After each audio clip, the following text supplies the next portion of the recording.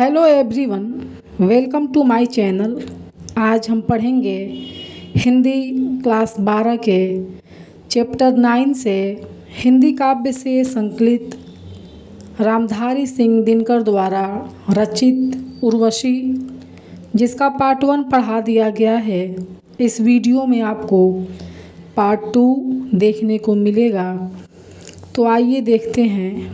Part 2 की पहली पंक्ति है, मेरे सम्मुख नत हो रहते गजराज मत, केसरी शरभ शार्दुल भूल निज हिंस्त्र भाव, गृह मृग समान निर्विष अहिंस्त्र बनकर जीते।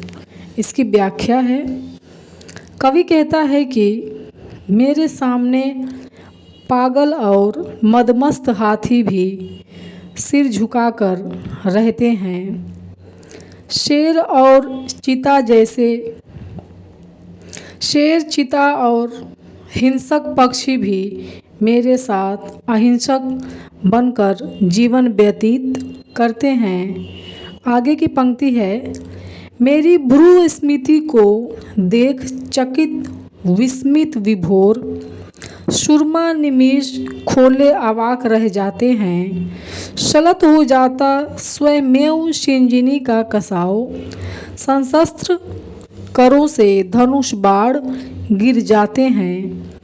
इसकी व्याख्या है, कवि कहता है कि मेरी भौहों की संचालन को देखकर बड़े बड़े विद्वान योद्धा आश्चर्यचकित हो जाते हैं और आश्चर्यचकित होकर मेरी सुंदरता को देखकर अपनी आंखें अवाक खोले के खोले रह जाते हैं। अवाक होकर उनकी आंखें खुली की खुली रह जाती हैं। मेरी सुंदरता के आगे धनुष की डोर भी अपने आप ढीली पड़ जाती है और उनके हाथों से धनुष बाण गिर जाते हैं।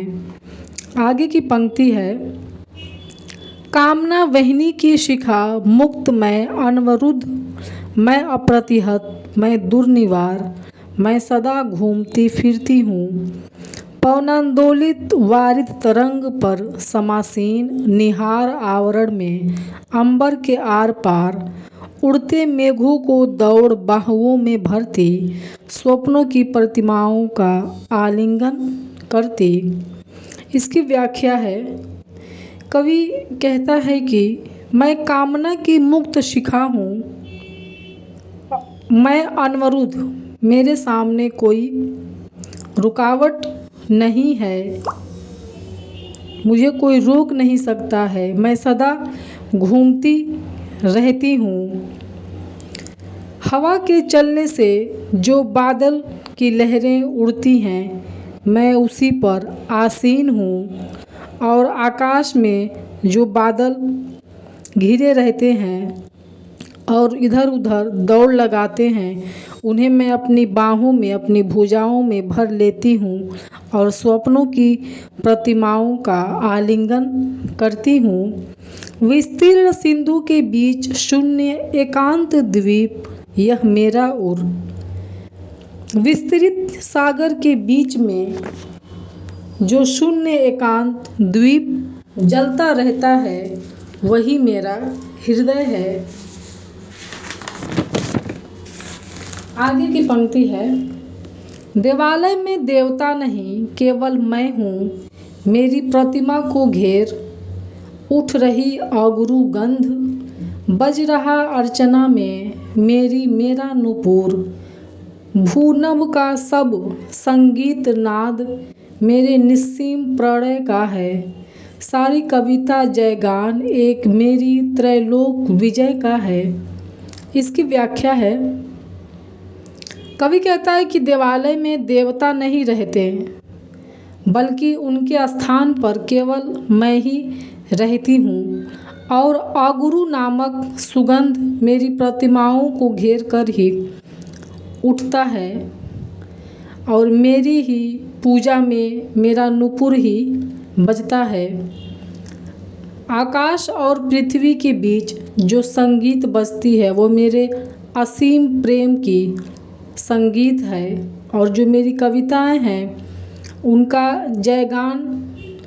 उनका जयगान तीनों लोकों में होता है और तीनों लोकों का वही विजय सूचक है। तो ये था रामधारी सिंह दिनकर द्वारा रचित उर्वशी का पार्ट 2। अगर आप लोगों को वीडियो पसंद आया हो तो प्लीज़ कमेंट सेक्शन में कमेंट करिए, वीडियो को लाइक करिए और मेरे चैनल को सब्सक्राइब करिए। Thank you.